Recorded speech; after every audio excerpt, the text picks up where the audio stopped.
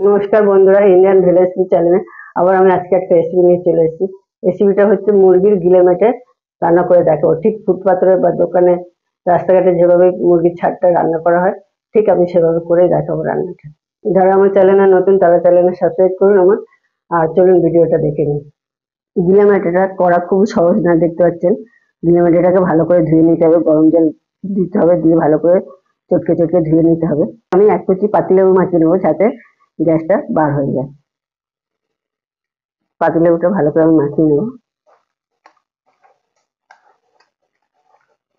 দেখতে পাচ্ছেন গলা নিয়েছি, গিলে নিয়েছি, মেটে নিয়েছি, দানা নিয়েছি, আর সবকিছু কম বেশি আছে, তেউরি টেউরি সবই দেখতে পাচ্ছেন।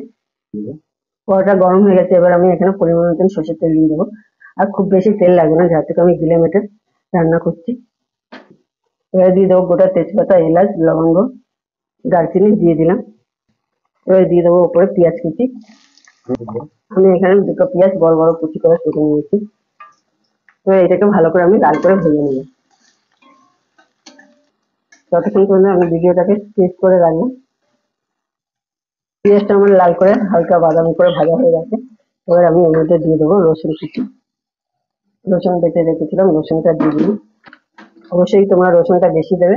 আর দিয়ে দিলাম দুটো টমেটো। সেটাকে বেশ নাড়িয়ে চাড়িয়ে ভালো করে বয়েল করে নেবে। এভাবে তোমরা সিগারেট ভাবে করে দেখবে, জিনিসটা খেতে খুবই ভালো লাগবে। এটাকে আমি 2 মিনিট খেতে টাইম দেবো। 2 মিনিট ধরে ভালো করে টমেটো পেঁয়াজ ভালো করে নাড়িয়ে চাড়িয়ে নিয়েছি। আদা বাটা আর লঙ্কা বাটা আর কাঁচা লঙ্কা পেটে উঠেছে, সেই লঙ্কাটাই আমি ব্যবহার করেছি। কাঁচা লঙ্কা দিয়ে একবার করে খেয়ে দেখবেন মাংস, তাতে আমার দেখবেন যে হয়। কাঁচা লঙ্কা তরকারি যে এতই ভালো হয়, তো যা গুঁড়ো লঙ্কা বা বাটা লঙ্কাটাও হারিয়ে নেবে। এটাকেও বেশ কিছুক্ষণ আমি ঢেকে দেবো। ভালো করে নাড়িয়ে চাড়িয়ে তেলটাকে বার করে নেবো।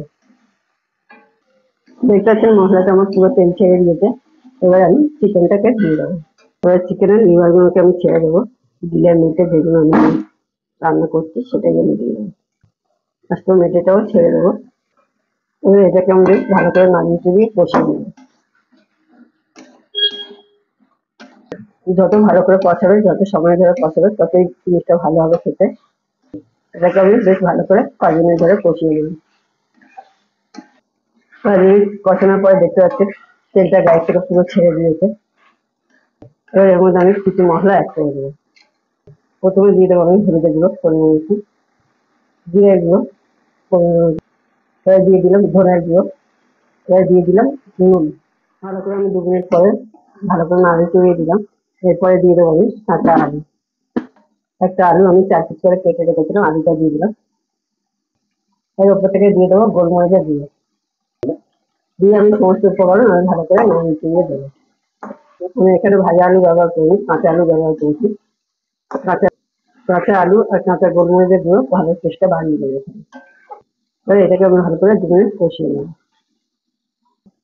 এটাকে আমি ভালো করে নাড়িয়ে চাড়িয়ে দিয়েছি, দেখতে পাচ্ছি তেলটা পুরোটাই ছেড়ে দিয়েছে। এবার আমি জল দিয়ে দেবো। যারা যারা এই মুহূর্তে আমার ভিডিওটা দেখছেন তারা তারা আমার চ্যানেলে সাবস্ক্রাইব করুন, কমেন্ট করে জানাবেন কেমন হলো না হলো। এবার আমি ভালো করে নাড়িয়ে চড়িয়ে দিলাম। এবার এবার এটাকে আমি ঢাকা দিয়ে দেবো। বেশ 5 মিনিট ধরে আমি ভালো করে ফুটিয়ে নেবো।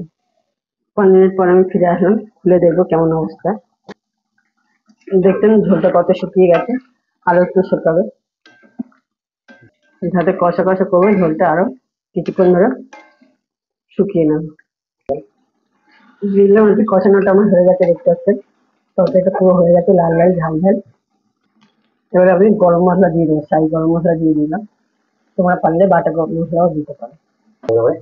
দিয়ে এবারে ভালো করে আমি নাড়িয়ে দেবো।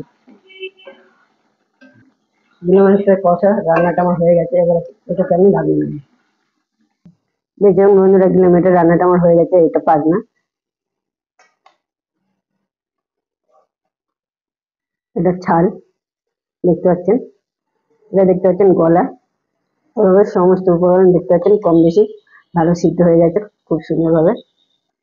এরকম রেসিপি তোমরা রান্না করবে ভাতের সাথে বা রুটির সাথে, খেতে খুব ভালো লাগবে। সকাল বিকাল তুমি জলখাবার হিসেবেও খেতে পারো।